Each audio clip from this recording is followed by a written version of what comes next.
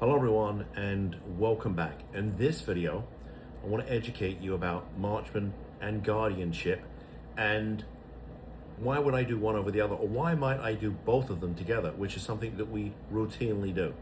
So in a couple of prior videos, I talked to you about Marchman Act.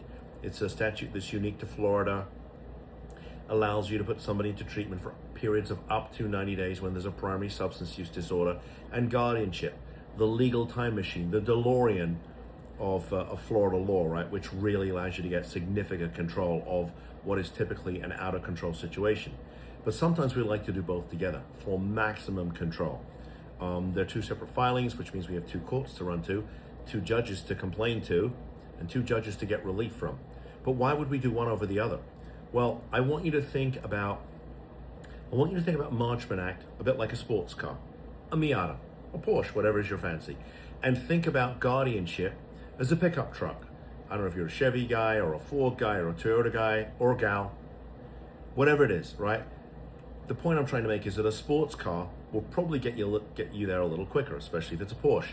But if I've got a pickup truck, I could tow a boat with that. I mean, I'll get there as quickly, but it's got, more uses. I could not only just, use it to drive to work, but I could tow a boat.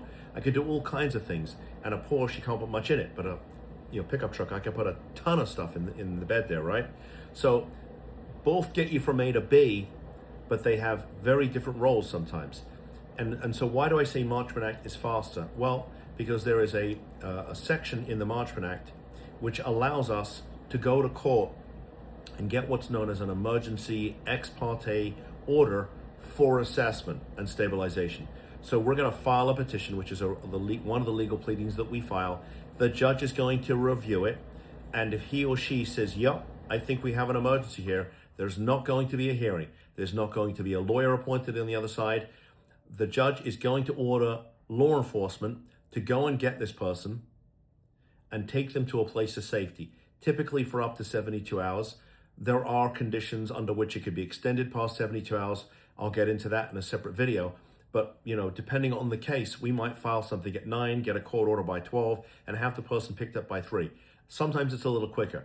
And again, it depends on the county. It depends on how busy the clerk of court is. It depends how busy the judge is. Is the judge sitting in trial, right? If the judge is sitting in trial, that might delay things, So, we have to allow our court system to do its thing. But typically we file these cases as emergencies, so that fast tracks everything. So after we get that emergency order, then we can go back into court and then have a full-blown hearing and get that 90-day treatment services order that I talked about. So pretty quick process. Guardianship, on the other hand, gives us a whole lot more control. There's a dozen rights we can take away with guardianship, and I'll get into that in a separate video. But the point is, it's not quite as quick. Now, there is an emergency piece to the guardianship. There's also an ex parte piece to the guardianship, but we very rarely use it because it's extremely difficult to get granted. We're typically talking about filing a petition for emergency temporary guardianship, which gets us into court 3 to 5 days, sometimes quicker. Again, depending how busy is the clerk of the court, how busy is the judge, right? Filed as an emergency, and we typically get a hearing pretty quickly. And those, again, a bit like the Marchman Act, that emergency temporary guardianship, good for up to 90 days. So slightly different, but together really powerful, right? One's quick, one gives you more control. So think about it. Someone's in severe crisis.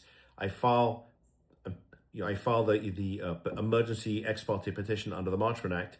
And again, I'm presuming that we have some substance use here, because if we don't, it's not a Marchman Act case, right? But if there's some drug use here that we can prove, then yeah, I can get them picked up pretty quickly. And while they're sitting, at a receiving facility for that initial 72-hour hold, we're also at the same time filing for a hearing on the petition for emergency temporary guardianship. So we would do all these things together.